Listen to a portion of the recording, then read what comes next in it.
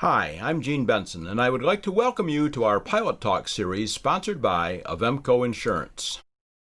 This presentation, along with all the presentations in the series, qualifies current and new Avemco customers for a discount on their insurance premium. This presentation is titled Avoiding the Midair Collision. Thanks for tuning in. Welcome to our presentation, Avoiding the Midair Collision.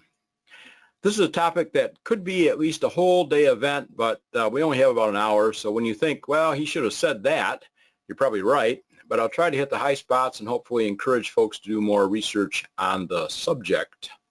I will shut my webcam down here so we can concentrate on the presentation without looking at my ugly face. All right, here we go. In case you didn't know, Avemco is a sponsor of the FAST team and pays for the wings that we receive when we complete a phase of wings. This webinar qualifies for the Avemco Safety Rewards Program. At the end of the presentation, I'll tell you how you might be eligible for a discount on your aircraft insurance for attending this webinar, so stay tuned. For the benefit of those of you who have not participated in any of my events previously, I'll provide a very brief introduction. My whole life is revolved around aviation. I took my first official flying lesson when I was 14, and I soloed on my 16th birthday. I'll give my age away by telling you that was in 1962. Everybody get their calculator out. I had a great career, and I'm very thankful for that. I've flown and instructed in everything from jets to Cubs, and flight instructing was always my preferred activity. I've given more than 8,000 hours of dual. I've continued with my psychology background. My parents insisted that flying would never be a career, and I needed to go to college, so got a couple degrees in psychology. And I do work in human factors. For 5 years, I served on the safety committee of the National Business Aviation Association as the human factors guy on their Fitness for Duty working group. I was also an annual presenter at their convention. Today, I do speaking engagements, and those are mainly virtual now for obvious reasons. And I do consulting in error reduction for a variety of industries. The best website to go to here is vectorsforsafety.com, and that has all the safety stuff that used to be part of my website, but we kind of outgrew that. My personal website is genebenson.com. From either of those, you can sign up for our monthly newsletter, Vectors for Safety, and if you want to email me with anything, just go to gene@genebenson.com. All right, also on the controls with me is my friend and colleague, Lane Lisser. Lane will monitor the questions so I can concentrate on providing a smooth presentation. Those of you who attended the Better Decision Making webinar will remember Lane sharing his engine failure story with us. If you missed that event, there's a recording available.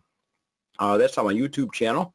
And we have a link to that and other previous webinars on the reference page for this webinar, and I'll show you how to get to that page later on. So we shall begin. We've all been instructed on how to avoid midair collisions, but so were the pilots who have been involved in midair collisions. So today we're going to refresh that training we have received and maybe even add a little bit of new information.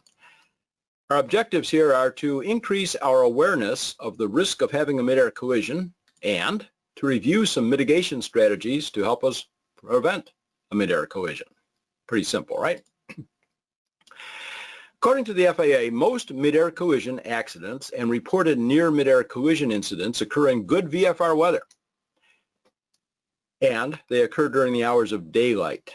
Most of these accidents and incidents occur within 5 miles of an airport or a navigation aid. Bottom line, see and avoid. If we're not in solid instrument meteorological conditions, we have to be vigilant, and pilots must see and avoid each other. If only it was that simple though, right? It doesn't matter if we're flying during the day or at night, whether a VFR on an IFR flight plan, if we are in radar contact, or whether we have ADS-B in. We still must see and avoid the other aircraft. Now, looking in the direction of something does not guarantee that we are going to see it.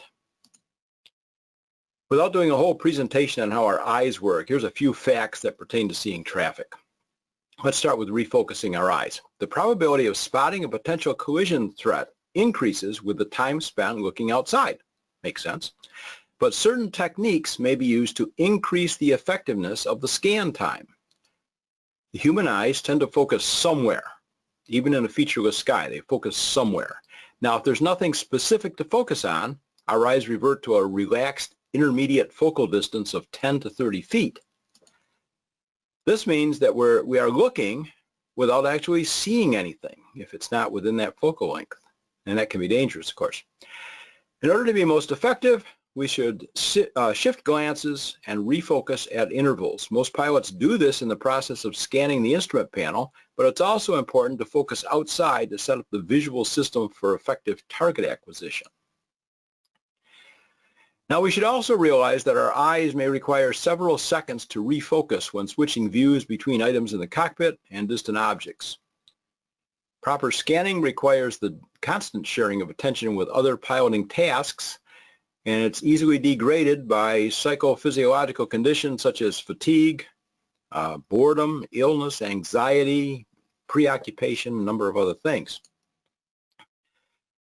We need to think about our eye movements. Effective scanning is accomplished with a series of short, regularly spaced movements that bring successive areas of the sky into the central visual field. Each movement should not exceed 10 degrees, and each area should be observed for at least 1 second to enable detection. Although most pilots seem to prefer horizontal back and forth eye movements, each pilot needs to develop a scanning pattern that's most comfortable, and then they need to adhere to that to assure optimum scanning. As for spotting threats, peripheral vision can be the most useful in spotting collision threats from other aircraft. That's where it usually happens. Each time a scan is stopped and the eyes are refocused, the peripheral vision takes on more importance because it is through this element that movement is detected. Apparent movement is almost always the first perception of a collision threat and probably the most important. And that's because it is the discovery of a threat that triggers the events leading to proper evasive action. It's essential to remember, though, that if another aircraft appears to have no relative motion, it is likely to be on a collision course with you. If the other aircraft shows no lateral or vertical motion but is increasing in size, take immediate evasive action. If you look at simulations of how this works, it is just so incredibly fast that little spot that's not moving all of a sudden begins to just grow incredibly fast, and it's right there in front of us. So if you see something that's not moving, make a turn, descend, climb, do something, get out of the way. All right, we need to talk about nighttime searches. Visual searches at night depend almost entirely on peripheral vision. That's due in part to the night blind spot that involves an area between 5 and 10 degrees wide right in the center of the visual field. By looking, we'll say 10 degrees below, above, or to either side of the object, off-center viewing then compensates for this night blind spot. In order to perceive a very dim-lighted object in a certain direction, the pilot should not look directly at the object, but scan the area adjacent to it. Short stops of a few seconds in each scan will help to detect the light and its movement. Now, according to an FAA advisory circular, research has shown that the average person has a reaction time of 12.5 seconds. This means that a small or high-speed object could pose a serious threat if some other means of detection other than see and avoid were not utilized, because it would take too long to react to avoid a collision. So what this is telling us is, if there's anything else we can use besides see and avoid, we should take advantage of it, because sometimes see and avoid just frankly does not work. And one of the accidents that we will examine this evening illustrates that. All right, so how about some help from technology? I just got a message from someone that they're not getting audio. Lane, are you getting audio okay? Yeah, I'm hearing you fine. Okay, good. Thank you. We'll continue. All right, so how about some help from technology? It is still up to us to see and avoid, but our tax dollars pay for the FAA to provide flight following in many areas, so we're wasting our money, is one way to look at it, if we don't use it. It's more effective now than it ever was because ADS-B out is mandatory in most of the airspace. The controller can now see airplanes that might have gone unobserved previously. However, we must consider flight following to be an aid and not a substitute for good see and avoid practices. There are also added advantages of using flight following. The controller can be a great help if we encounter problems. Other problems such as rough engine or something like that. All right, some GA airplanes are equipped with a collision avoidance technology. With ADS-B in technology, we can get a graphical display of known traffic. However, just like flight following, we must consider this to be an aid and not a complete solution. All right, let's look at some collision scenarios by type. Many collisions occur during instructional flights. Fortunately, I've never been involved in one, but I've had two very, very close calls, and I'm going to start this by telling you about those. The first one happened early in my career. I was conducting an IFR cross-country instructional flight. Perfect day for that. Fair weather cumulus clouds with their bases around 2,500 feet. We were mostly in the clouds at 5,000 feet eastbound on an IFR flight plan on an airway and in radar contact. We would occasionally break out of the side of a cumulus cloud into clear air, but it only took a few seconds and we'd go back into the next cloud. ATC interrupted us and asked our flight condition, and the student responded correctly that we were mostly in solid clouds with occasional breaks between clouds. The controller then said that we had traffic at 1 o'clock 1 mile northbound squawking a VFR code with no altitude information. How many times have you heard something like that, right? My student acknowledged the information. He glanced over at me and I nodded my approval. We both assumed that the traffic was operating VFR below the cloud bases because it was a good VFR down there, and that he was well below our 5,000 foot altitude. But a couple seconds later, we broke out of the side of a cloud and we got a close-up view of a Piper Warrior at our altitude. Now I could clearly see the pilot, though he was not looking in my direction, but I could have picked this guy out of a lineup if I had to. By the time my student and I reacted, there was no need for evasive action. The Warrior was clear of us. He was gone.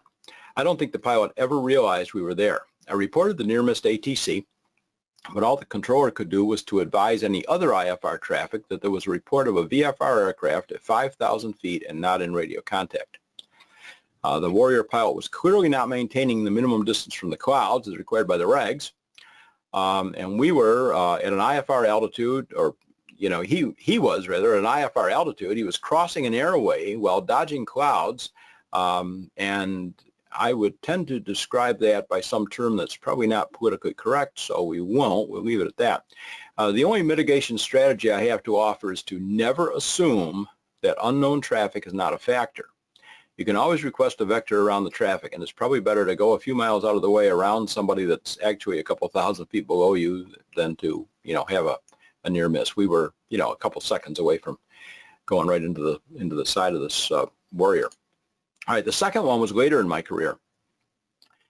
Later in the career, I concentrated on training flight instructors. And we were a bit non-standard in our training in that to help our students build multi-engine time, we had them earn their multi-engine rating right after they got their private pilot certificate. And then we did all of the required complex airplane training in a multi-engine airplane. That just puts it in perspective what we were doing here. But this guy was working on his instructor certificate. Our practice area was just outside the Class D airspace, and there were many training flights going on simultaneously, but we all knew how to stay out of each other's way. We never seemed to have a conflict with other training airplanes out there. Nobody in the practice area participated in flight following because with the volume of traffic, the local approach control by policy declined to provide the service to the training flights. And it made sense because all we would have been doing would be answering the controller if there was traffic here and traffic there. So we stayed outside the Class D, and when we were ready to return to the airport, we simply listened to the ATIS, called the tower, and got a clearance to return. Now, on this particular day, I was flying with a student who had earned his commercial pilot certificate and was working on his initial flight instructor certificate. Therefore, I was in the left seat with the instructor trainee in the right seat. Now, one of the FAA required maneuvers was to complete 2 steep 360-degree turns, one in each direction, with a smooth transition between them. Now, the bank angle had to be 55 degrees, only allowing plus or minus 5 degrees of variance in the bank angle either way. Now, throughout the maneuver, the altitude had to be maintained plus or minus 100 feet. So with the precision required for this maneuver, and given the difficulty of flying that precisely, there was really a tendency to keep eyes on the instrument panel, especially for that bank angle. But we tried real hard to get people to, to keep looking outside, and I tried to keep looking outside, but, it's human nature to get focused in. But now, adding to the problem was the extremely limited visibility available when in a steep turn in a low-wing multi-engine airplane. When looking toward the inside of the turn, you can't see much but terrain. When looking toward the outside of the turn, you cannot see much of anything except for the wing and the engine nacelle. Now, we were about 9 miles south of the airport, which was, that of course put us about 4 miles outside the Class D airspace. We monitored the tower frequency constantly, and that gave us a heads up if an airplane was approaching the airport from the south, because that would indicate a potential traffic conflict. But we had not heard anything that would suggest traffic on this particular day. The trainee completed his clearing turns, and we both agreed that there was no traffic in sight. He began the maneuver with his first 360-degree turn to the right, and he rode smoothly into the left turn. Now, I was really pleased when I saw that, because the most common error on that maneuver was failure to apply sufficient forward pressure on the yoke during the roll from steep bank to level. When that lift vector went straight up again, the airplane wanted to leap in terms of altitude. So he did that well, and then he settled nicely into the left turn, and then guess what? A dark shape just zoomed over our windshield. We both saw it, and the trainee immediately aborted the maneuver and rolled level. Traveling very fast and headed toward the airport was a Bonanza. A second or two later, we heard the Bonanza call the tower for landing. He stated his position as 7 miles south of the airport and descending. That put him about 2 miles away from us at that point. And he said he was descending out of 3,800. Now, our altitude was 4,700. I always tried to avoid the odd and even thousands and the plus 500 altitudes, because that's where everybody else was training. So I picked 4,700 this day, thinking that I was, pretty much safe for this. But of course, people that are at different altitudes have to transition to higher or lower altitudes. Now, the Bonanza was undoubtedly descending throughout our altitude while we were in that maneuver. So I immediately called the tower. I told the controller of the near collision. Controller asked me to contact him by phone after we landed. My follow-up call provided the following information. First, the Bonanza pilot was completely unaware of the near collision. The pilot had been receiving flight following and had been en route at 5,500 feet. Now, since he was getting near the airport, the approach controller advised him that there was VFR traffic maneuvering at 4,700 feet at 12 o'clock and 4 miles. I might add that the visibility was at least 20 miles. We were displaying wingtip strobe lights, and we had our landing lights on, which consists of, in that airplane, one landing light in each wing near the tip. That airplane was often confused for a 727 when it was on final to the airport when all the lights were on. It was very, very bright. Okay, the Bonanza pilot responded to the ATC that he would be looking for the traffic, and the approach controller told him to contact the tower. My theory is that he was busy tuning a radio, checking for the pattern altitude, running a checklist, or some other task getting ready for the landing when he passed over the top of us. Had we collided, the NTSB report would have called the probable cause to be the failure of both pilots to see and avoid, and they would have been right. Though our situation made it difficult to be vigilant of traffic, it's still our responsibility. I spent considerable time trying to devise a mitigation strategy. What can we do different? But all the options I looked at, I just couldn't come up with anything else. Just, we got lucky. It could have been unlucky. Who knows?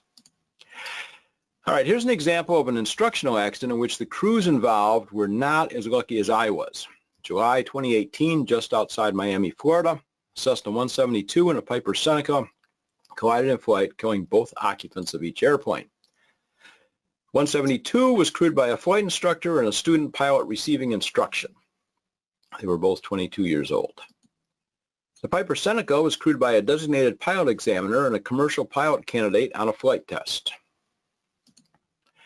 As for the flight conditions, the visibility was listed as 10 miles with scattered clouds at 3,500 feet. The wind was 5 knots. Temperature was about 90 degrees Fahrenheit. perfect Miami day, right? The Piper departed Miami Executive Airport, which is TMB, on a local flight at 12:53, and the Cessna departed Immokalee Regional Airport, IMM, at 12:17, destined for TMB. This NTSB graphic shows where the collision occurred.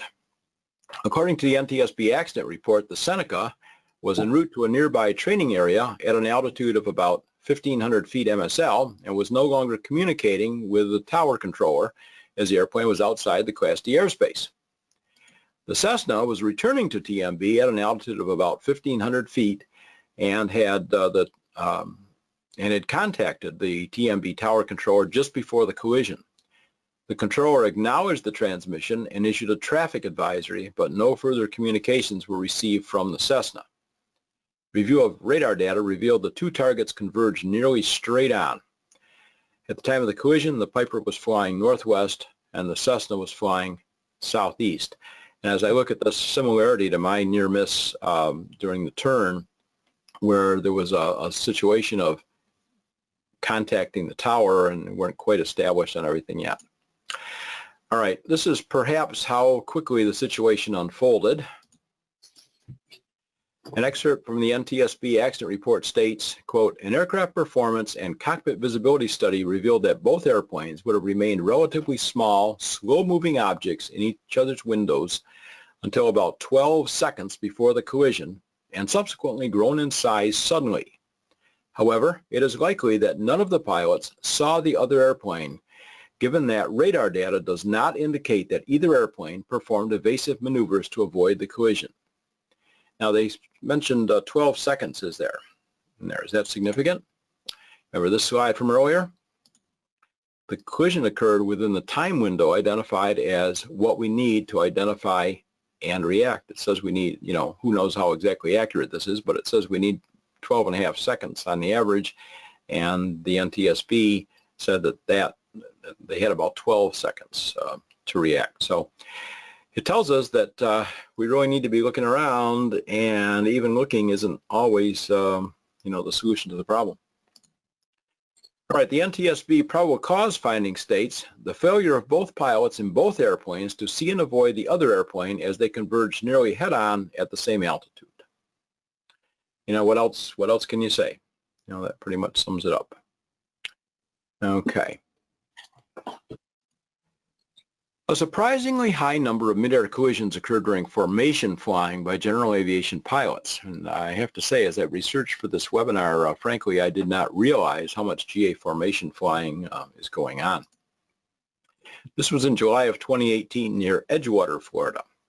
Cessna 170, Grumman American AA-5B collided in flight, killing both occupants of each airplane.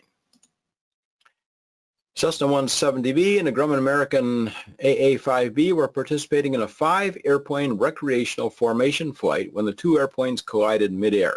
This is from the NTSB report. After takeoff from the departure airport, the flight formed into a VIC or V formation with the Grumman in the number 2 position to the left of the flight leader and the Cessna in the number 3 position to the right of the flight leader.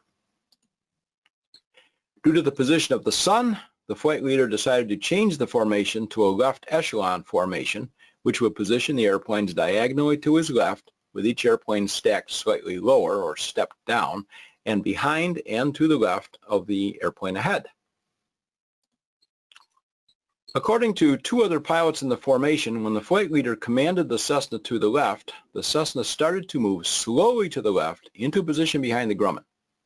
The airplanes then contacted each other, and the Grumman abruptly pitched up and looked as if it was entering a loop.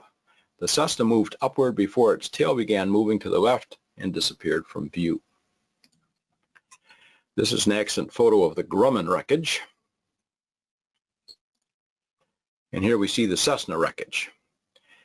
The NTSB report includes the following, quote, the formation flight was composed of dissimilar airplanes. The lead airplane was a biplane. The Cessna and another airplane were configured with high wings, and the Grumman and another airplane were configured with low wings. Dissimilar airplanes in the same formation present unique safety risks, including differences in visibility from one type to another, and thus potentially significant blind spots.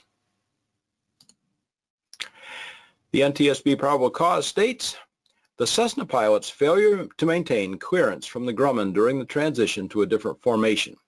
Contributing to the accident was the step-down configuration of the formation flight, which was composed of dissimilar aircraft.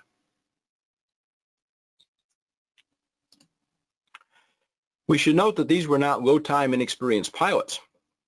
Formation flying adds risk regardless of the number of airplanes involved or the experience level of the pilots. It's a different kind of flying. There are organizations that provide formation flying standards. The group of which this flight was affiliated called itself the Gaggle Flight Formation Group. The NTSB report includes the following. Quote, review of the Gaggle Flight Formation Manual did not reveal any evidence of a structured program that provided standards for formation training and flying, a system for proficiency evaluation, a method for monitoring currency, or any formation standards, evaluation guides, or forms. No integrated program existed at 7FL6, the airport, to approve the issuance of formation pilot credentials based on demonstrated competency and maintain currency for the multiple formation groups that were operating at the airport. End quote. As I researched this, I found a number of formation flying accidents. Some involved 2 airplanes, some were 3. In no case did the pilots have any training in formation flying, and I've done some of it, and let me tell you, it's not as easy as it looks, and it's really easy to mess up. You think everything's going fine, and then all of a sudden, the next second, it is not. Most of mine was done I performed with an air show group for a couple of seasons in the pits, and of course we did formation flying. We knew what the other person was going to do, but I've also done a lot in terms of flying airplanes for air-to-air photography, and that actually, I found that to be a little bit trickier because the other pilot wasn't necessarily trained in what to do. So if you're going to do this, get some training in how to do it. I mean, to get some good training from somebody who really knows what they're doing to do this. It's really, really, really risky. All right, our next scenario involves operation at non-towered airports. Remember that most midair collisions occur near airports, and what they didn't say in that report was most of these occur near non-towered airports. The pilots here were making personal flights in 2 airplanes, a Luscombe and a Piper Arrow. When the airplanes collided in midair in the traffic pattern of the non-towered airport where both airplanes were based. This one, as you can see from the graphic there, happened in Texas in 2016. This is the Google Earth view of the airport, Arrow Country Airport, T31, McKinney, Texas. The airport is non-towered with a single runway, 17 and 35. This view shows the traffic pattern area for left traffic for runway 17. The following is from the NTSB accident report. Quote, according to a pilot-rated witness who was outside his hangar near midfield at T31, the Luscombe departed on runway 17 and turned left onto the crosswind leg of the traffic pattern. The witness then noticed the Piper approaching the airport from the west. As the Luscombe turned left onto the downwind leg of the traffic pattern, the Piper continued eastbound, crossing over the runway at midfield at what appeared to be pattern altitude. The Piper hit the aft fuselage section of the Luscombe. When the airplanes collided, the Luscombe was flying north and the Piper was flying east. Witnesses reported hearing the Luscombe pilot making radio calls on the Common Traffic Advisory frequency. They further reported hearing the pilots of other airplanes making calls on the CTAF, but they were not sure if any of the calls were from the Piper pilot. Therefore, it could not be determined if the Piper pilot was making the FAA-recommended traffic pattern entry radio calls. The NTSB report includes this diagram for the preferred traffic pattern entry and an alternate entry when crossing over midfield. I highly discourage the alternate midfield entry as depicted on the right. I believe it's much safer to cross over the field at 500 feet above the traffic pattern and then descend to pattern altitude before joining the downwind leg at a 45-degree angle. Now, if low clouds or some other consideration removes that option, then I personally would fly around the airport, giving it at least a 3-mile berth, and then enter the pattern 45 degrees on the downwind leg. That's just my thought on that. This is an NTSB photo of the Luscombe wreckage. You can see there's not a whole lot left there, and this hasn't been moved to a salvage area. This is where it ended up. And then here's the NTSB photo of the Piper Arrow wreckage, again, where it ended up. The NTSB probable cause states, quote, "The pilot's use of an alternate traffic pattern entry procedure which resulted in his inability to see and avoid the other airplane, which was flying the preferred traffic pattern, and the subsequent midair collision." Nothing outstanding nor anything that raises red flags in the certification and experience of both pilots. There's no evidence of a flight review for the Luscombe pilot.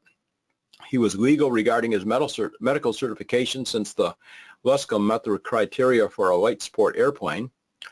The pilot of the Arrow appears to be completely legal, but he was the one doing the non-standard pattern entry and perhaps not making position reports on the CTF, though we can't be sure of that. The obvious lesson here is that we need to be extra vigilant in the traffic pattern, especially at non-towered airports, and we need to talk it up on the radio and fly standard patterns. In addition to that, let's look at some mitigation strategies to help reduce the hazards of operating at non-towered airports. Several sources indicate that there are close to 20,000 non-towered airports in the U.S. That seems to be high to me, but that came from a number of sources. I don't know the number of towered airports, but I know that it's a small fraction of the number of non-towered airports. Of course, when a control tower closes for the night or any other time, the airport reverts to being non-towered. So it seems reasonable to assume that most GA pilots will operate at non-towered airports at some time, even if based at an airport with a control tower. The non-towered airports, as you older pilots know, used to be called uncontrolled airports. I think that sometimes we all believe that the former name was more descriptive. So let's look at some strategies to help mitigate the in-flight collision hazard at non-towered airports. Tetrahedron or wind T can be locked to indicate the preferred runway. A wind cone, or commonly called a wind sock, is always an indication of the wind direction and the velocity. So we got to look for both of those if look at anything that's there on the ground, but the only thing that guarantees what the wind direction actually is the wind sock. Segmented circle indicates non-standard traffic for at least one runway. The strip indicators indicate runway alignment, and traffic pattern indicators indicate the direction of turns in the pattern. When the control tower is closed, the airport should be treated as if it is non-towered. Before arrival, we should become familiar with all the available information regarding that airport. We want to know the no wind runway, the traffic pattern altitude, noise abatement procedures, and know the hours of operation if there's a part-time tower. Before entering any runway, we should always monitor the CTAF and scan the entire length of the runway, including approach and departure paths. I like to descend to traffic pattern altitude prior to reaching the airport. That way, most other arriving traffic will be at a higher altitude than I am, and it makes it easier for me to see them against the terrain. Beware of terminology. Some pilots may not understand localizer or outer marker. It's better to express our position as a distance and direction from the airport. Pilots may not be familiar with instrument terminology or with locally known landmarks. Be especially cautious in calm wind conditions. Airplanes might be using the opposite end of your runway or an intersecting runway. Be aware that an instrument approach may be conducted to any runway, including to the opposite end of the active runway. That especially happens in nice weather with practice IFR approaches. The IFR approach goes to a particular runway, but maybe the opposite end of that is the active one for that day based on the wind. Now, helicopters usually fly opposite the fixed wing pattern. If we're flying left traffic, they fly right traffic, and vice versa. Again, something I like to do, I like to make my radio calls just prior to turning the corners. That gets everybody looking, and banking airplanes are generally easier to see than airplanes that are straight and level. We just give a little bigger visual target there for pilots to see where we are. It's not recommended to take position and hold, or what we now call line up and wait at a non-towered airport. You just can't see what's going on behind you, and an airplane that's making an approach might not see you sitting on the runway, or might see you sitting on the runway at the last second and start to do a go-around just as you decide it's time to take off, and the two of you get into a rough position there. Know the common traffic advisory frequency. It can be obtained from your sectional chart. It can also be obtained from the chart supplement, and of course people using ForeFlight and other similar services have that available to them. But entering the traffic pattern, or 2 miles out from the traffic pattern, is not the time to be trying to figure out all this information like the CTAF and the traffic pattern, altitude, and preferred runways and noise abatement. Do your homework. Do that ahead of time.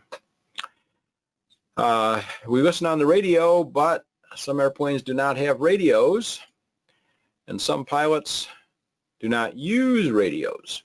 So it comes back to see and avoid, being vigilant. In the grand scheme of things, there are not a lot of midair collisions. There are a lot of near midair collisions, which could have gone the other way. Just anything we can do to avoid that is a good thing. Before we do some discussion on the topic, I don't want to forget to tell you that there's some helpful references on this material posted on the Vectors for Safety website. Please don't leave yet, but just go to vectorsforsafety.com and then click the drop-down menu for the download/links is shown there.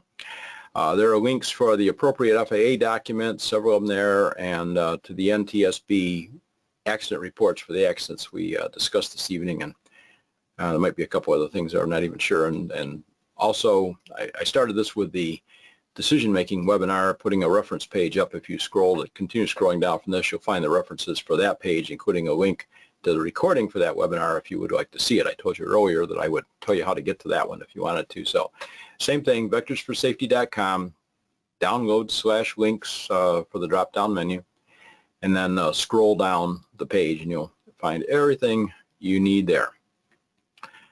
All right, with that, we can maybe do a little discussion. Let me turn my webcam back on here so you can see how puzzled I looked. If Wayne would be so kind as to read some questions to us, or select some if you have them, that would be great. Go for it, sir.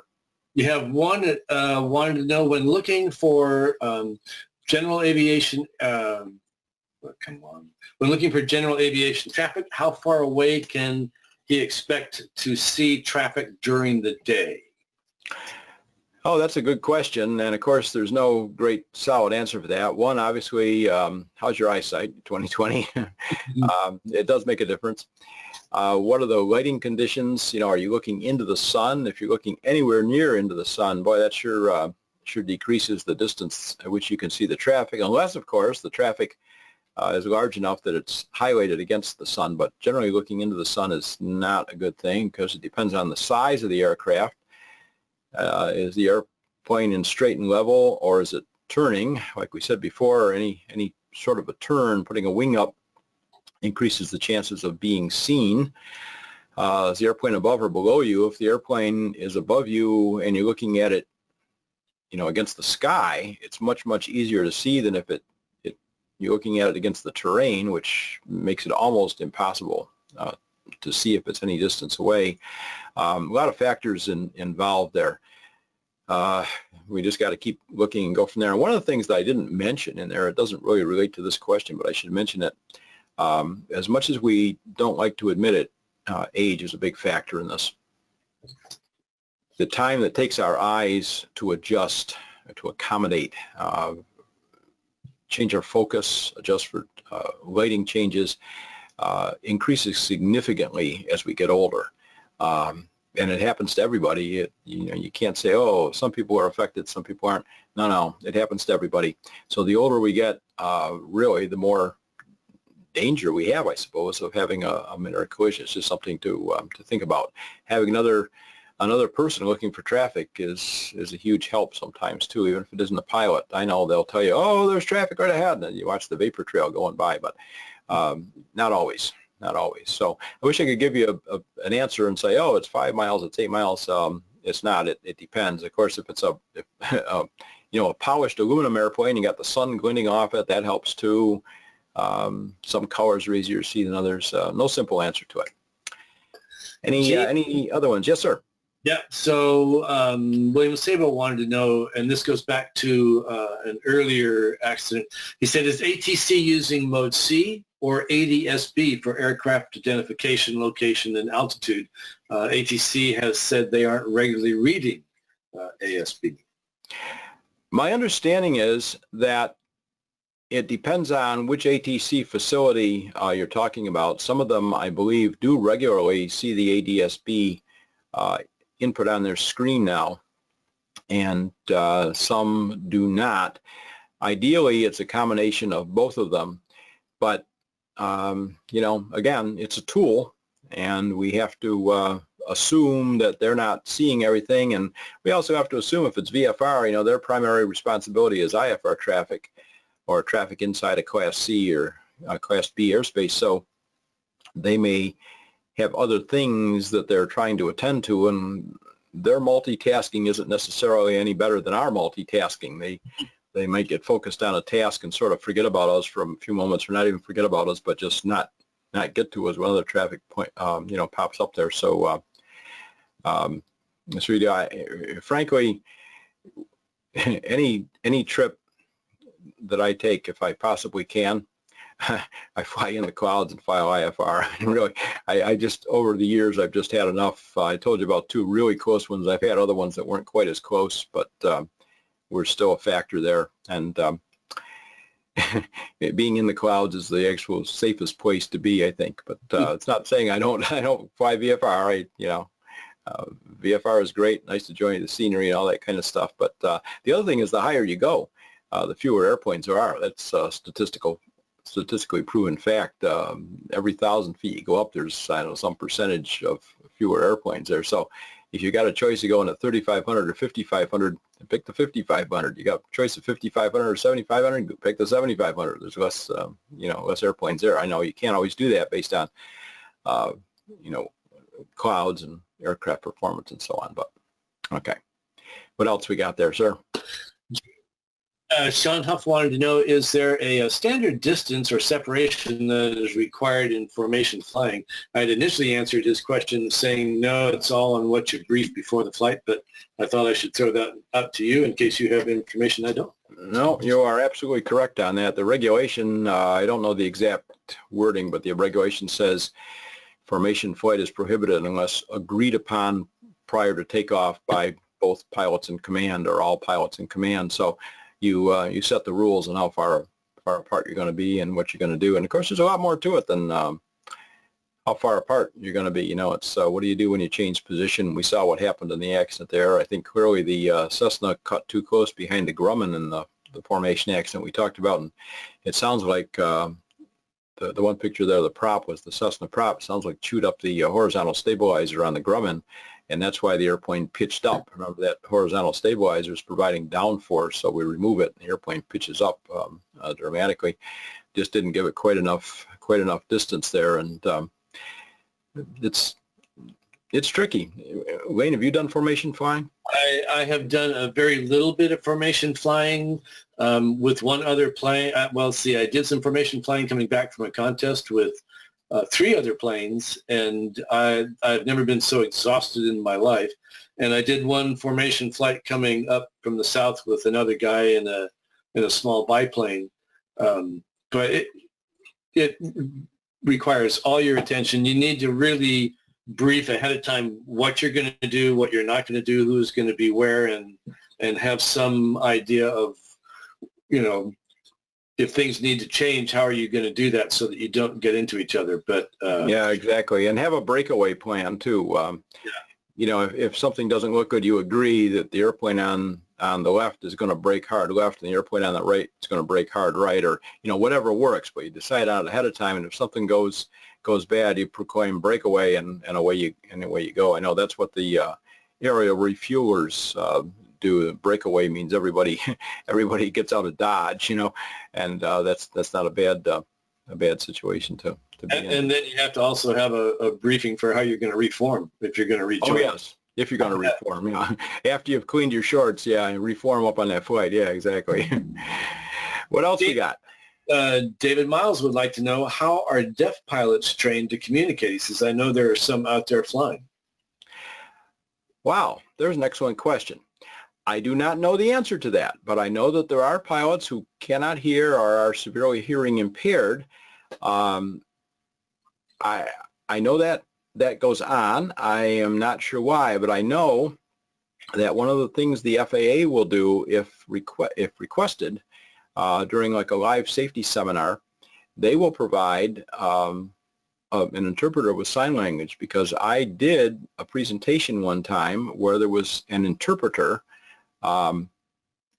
doing the sign language, and the people who were hearing impaired, there were 3 of them, and they sat right up in front, and then they asked questions at the end in sign language to the interpreter, and the interpreter asked me the questions. It actually went very well during that, but I suspect that they are prohibited from operating, in like Class D airspace or anything that requires communication.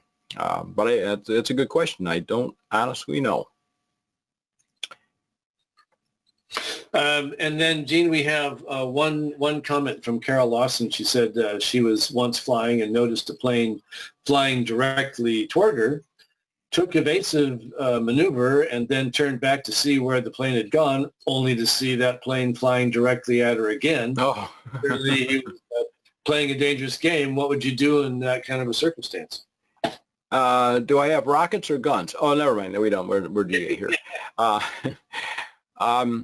Yeah, I would, it's kind of like the road rage situation. Just do what you got to do to diffuse the situation. Just try to get out of the way and ignore the situation. Yeah, I don't, is she implying that it was intentional that the airplane was there, or that the airplane had turned the wrong way to avoid the collision? Do you know? My judging from the way she wrote the comment, I would say in her estimation that it was purposeful. Okay. Wow. So those kind of people fly airplanes as well as drive automobiles. Gee, that's so encouraging to know. My goodness. Okay. And then a couple of things. Rare, I'm not sure if I'm pronouncing the name correctly. Rare's Vernica. While under flight following, he was told to be controlled. While under flight following, I told to be controlled. I'm maneuvering for 10 minutes. I'm not sure that I'm following this question. I'm thinking that, let's see. Okay, well, we can, yeah. He can shoot me an email on that if. Yeah, so I think that I'm guessing that he felt like he was kind of given a direction and left hanging to dry. Well, that's a good point. That happens. I think that's happened to all of us at some point or other. We've been told, fly this heading, and it's kind of a vector around traffic or something, and then the controller gets really busy, and all of a sudden you realize you just went 8 miles, and you call them up, and they're very apologetic about that, and they give you a vector and bring you back around. They're human too. Some people really complain about the controllers. My experience over many, many years of dealing with the controllers has been probably 99.9% positive, maybe even higher. I found them to be very helpful. I won't say none of them ever made an error, but, I can't say that I never made an error, so that's kind of understandable. They're human beings trying to do what I think is a very, very difficult job sometimes. It isn't always, but it depends on what facility you're in and what time of day it is. That can be a very, very, very taxing position, and I appreciate what they do. But I've had many times when controllers have really helped me out a lot. I think I mentioned during the last webinar that it was the TFR webinar, and controller saved my bacon one day. I had checked, and there weren't any TFRs that I was told about, but all of a sudden, as soon as I contacted departure control, he said, would you like a vector around that TFR that's 2 miles ahead of you, or do you just want to fly through it? So I'll take the vector, thank you very much.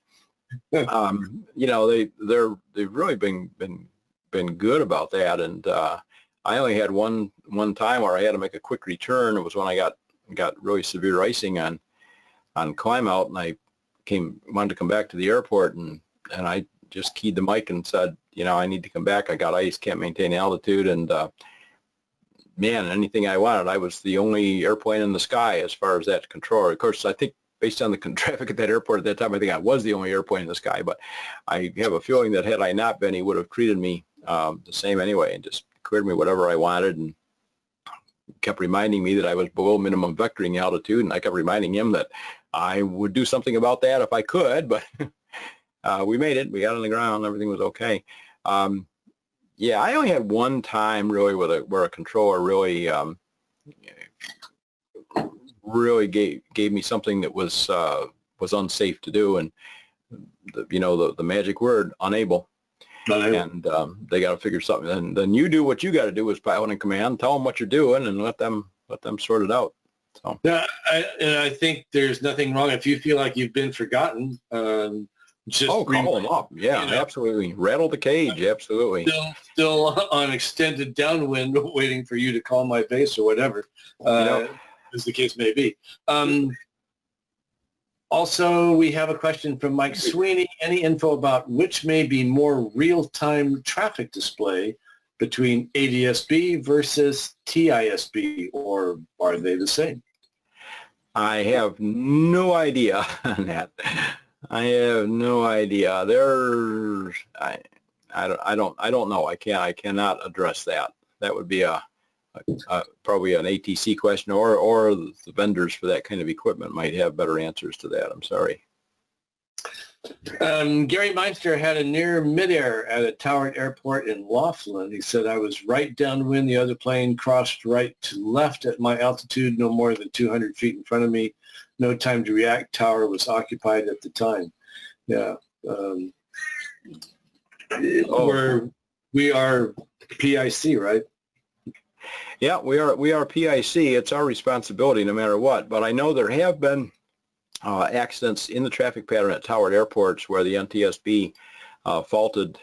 They of course, you know, if it's visual, they always fault the pilot, but they also equally faulted the controller for doing something. There was one, I remember, where there were two controllers in the tower, and they both had their backs turned to the airport. They were watching a helicopter that was maneuvering at the other side of the airport, and they did not see two airplanes on a collision course, and they collided. I know that was a big issue for a while.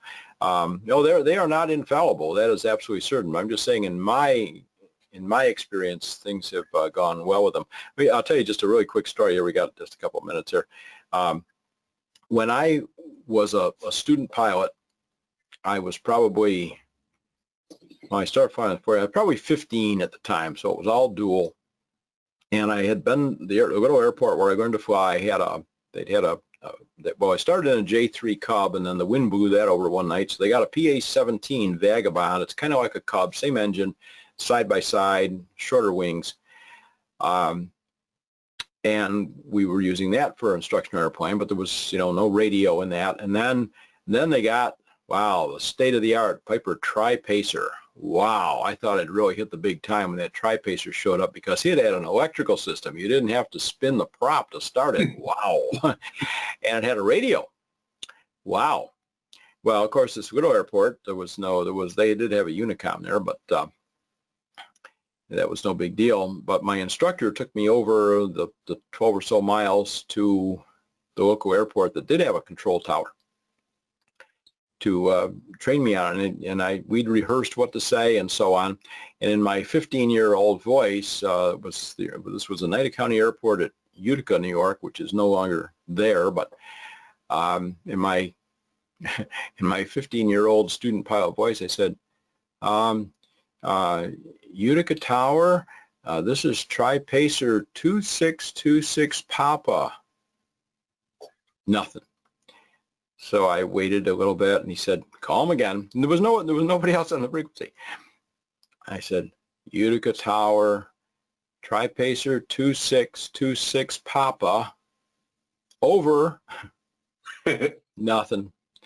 The instructor took the, this is before headsets, the instructor grabbed the microphone. He said, Tower 2626 Papa, here, do you read? And, whoa, 2626 Papa, go ahead, sir. And I learned from that, it's not in what you say, it's how you say it. He put on his deepest captain's voice, Tower. And after that, I always learn when you call him Tower, Cessna 2353 uniform. And it makes a big difference if you seem to act really confident. I don't know, it shouldn't, but I think it does. I just always remember that. It's kind of a funny story. All right, we have any more? I don't see any other questions. Okay. Some comments. Time is working out. Working out pretty well then. So we will move on. In case you didn't know it, Avemco offers a safety rewards program. Attendees at this event or any other events, or those who take any safety-based education courses, can receive a percentage off their annual Avemco premium at the time of the quote or renewal, and they take your word for it. All you have to do is just let them know. And also, I got a Avemco hat in the mail today, so I should put on my Avemco hat as I do the rest of this. There are just 2 remaining webinars in this Avemco series. The final 2 events involve some need-to-know information regarding aircraft engines. They were both scheduled to be presented at AirVenture, but since it's been canceled for the year, we were able to bring them into our series. They'll be presented by Sean Benson, who has presented aircraft engine programs several times at both AirVenture and Sun and Fun. Registration links for both of these events can be found at the vectorsforsafety.com website in the Pilot Talks section. And they will also be recorded for later viewing on YouTube. The first one is coming up this Friday at 3 p.m. and the next one is the following Friday at 3 p.m. Not an ideal time, but when you use a guest presenter, you have to do it when they are available. So we'll see how that works. And yes, Sean and I are related. He's my son. Please visit our website, vectorsforsafety.com. There are links to videos and to online courses. All but one of the courses is free, but there's a link to a special 50% discount on the only online course that is not free. Most of the webinars in this series have been recorded and can be found in the videos section on that same site. You can also join my mailing list to receive my free newsletter, Vectors for Safety, which is the same name as the website. Shameless plug, I have some books available. You can search Amazon for books by Gene Benson, or there are links from my personal website, genebenson.com. And with that, we will again thank Avemco for their sponsorship of this series. We will thank Lane for his assistance in this series in monitoring the questions for us, and for his great presentation of his engine failure at our previous event, and that was great. So we'll close out by saying thank you all for attending, for giving up your evening to spend with us, and please always fly like your life depends on it.